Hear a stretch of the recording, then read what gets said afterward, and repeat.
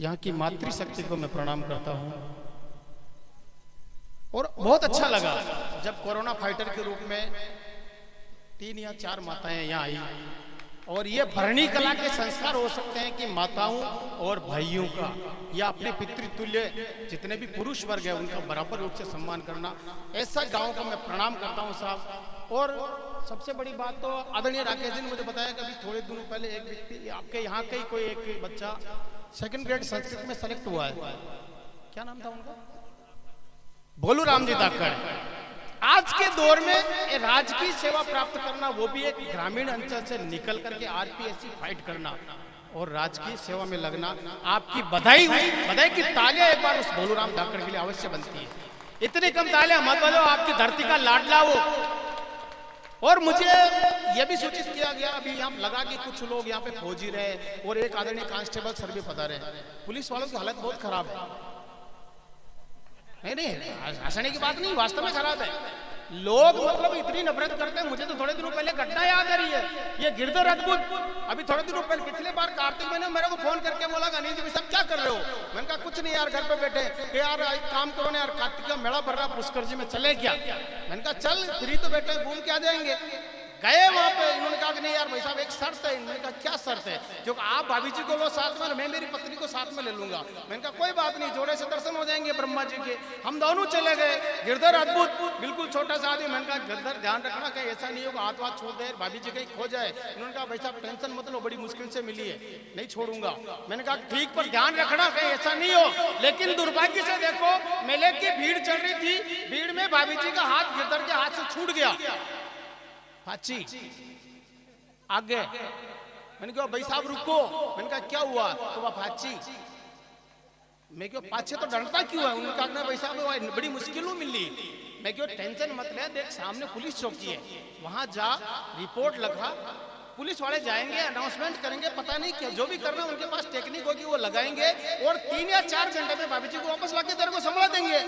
इसने कहा कि भाई साहब बली हुआ लुगई ई जन्म छोड़ो 7 जन्म तक न मिला तो मन मंजूर, पर पुलिस में रिपोर्ट नहीं लिखो। मैंने कहा तेरी इस पुलिस वाले से इतनी दुश्मनी क्यों।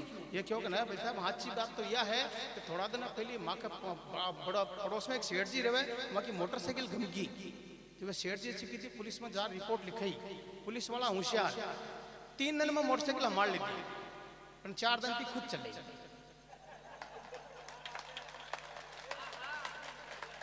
इशारों में अगर बात समझ में आ जाओ तो दिल खोल के बता देना। बस मुझे सूचित करता रहना कि आप मेरी बात को समझ रहे हैं।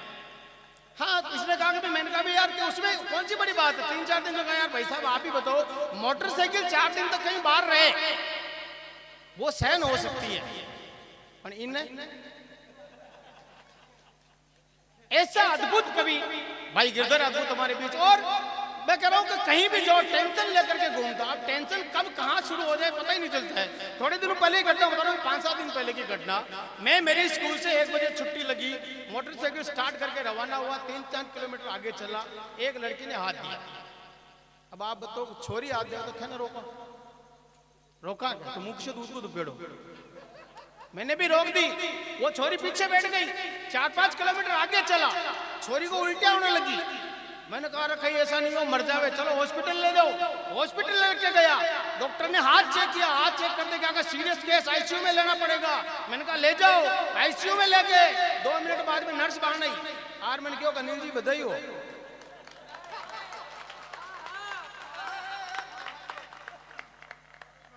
मैंने कहा किस बात की, कहा पापा बनवा वाला।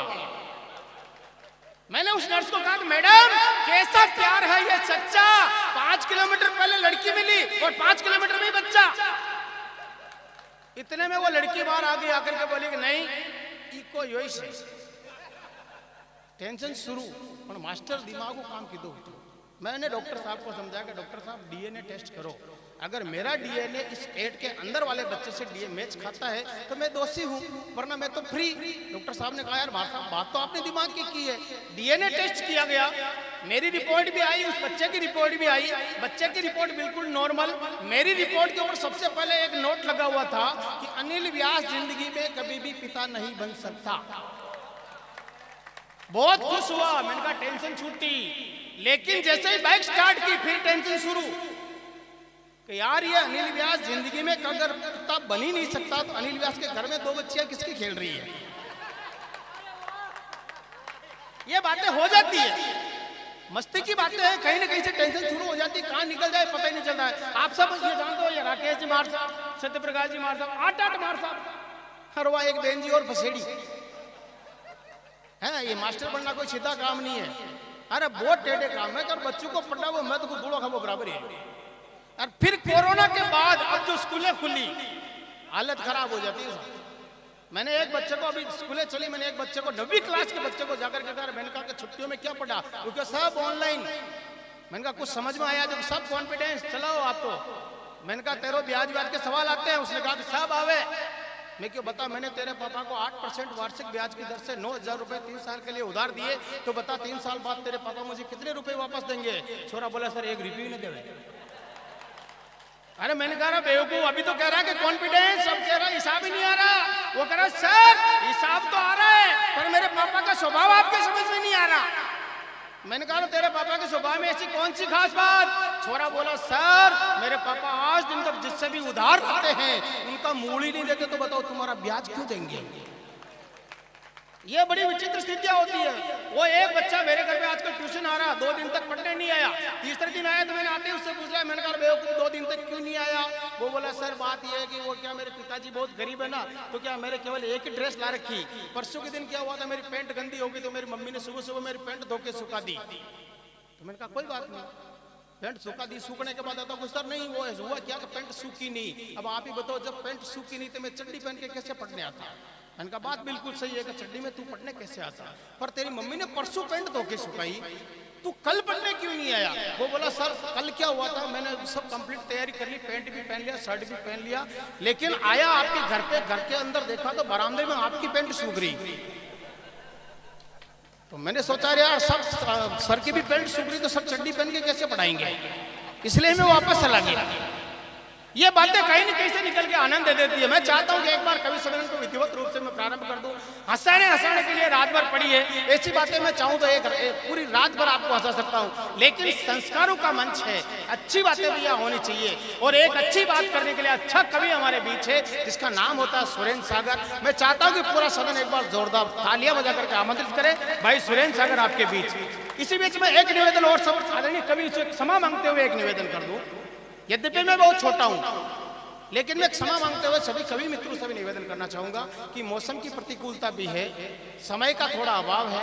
हम ये चाहते हैं कि एक दौर अपनी प्रतिनिधि रचना के माध्यम से जितना जल्दी हो कम समय लेते हुए संपन्न कर दें, ताकि एक बार सब कवि को ये लोग सुन सके।